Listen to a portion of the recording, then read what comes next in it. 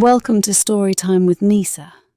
If your thoughts feel a little tangled or the world feels a bit too loud, this is your quiet corner, where clouds drift low, stars blink slowly, and everything soft and strange is gently waiting for you. In the heart of a floating forest called Valoria, where trees drift gently in the sky like clouds with roots, there lived a girl named Mira who wore a dress made of twilight. She had silver freckles, like stars had fallen on her cheeks, and her hair changed colour with the wind. Sometimes soft lavender, sometimes golden mist. Mira didn't live in a house. She lived on a lily the size of a bed, floating on a glowing blue pond that never ended. Every morning, the lily would sail slowly to a new part of the sky forest. Some days near the hummingbird groves, other days beside waterfalls that whispered lullabies in languages no one had ever heard. Her best friend was a moth named Pebbles. He wore tiny velvet boots and read books upside down, which made him the world's worst storyteller, but the most entertaining companion.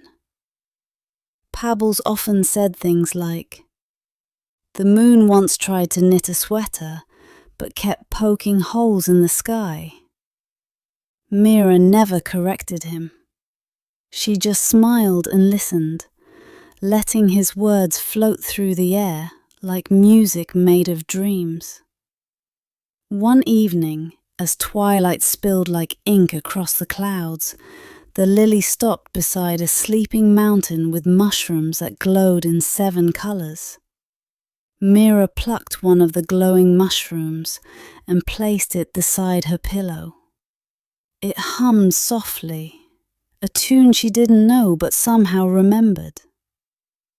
That night she dreamed of fish that could sing in harmony, of rain that turned into butterflies before it touched the ground, and of a door floating in the air with no walls around it.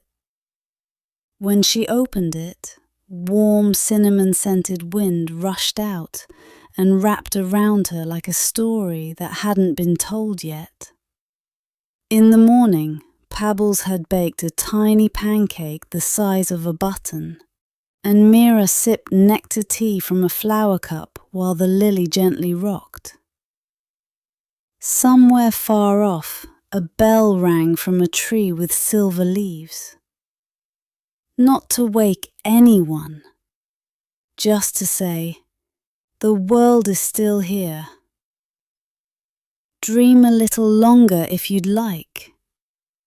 And so she did, because in Valoria there was no hurry, no end, and no wrong way to wander. Just clouds, lullabies, and the quiet joy of being gently, wonderfully lost.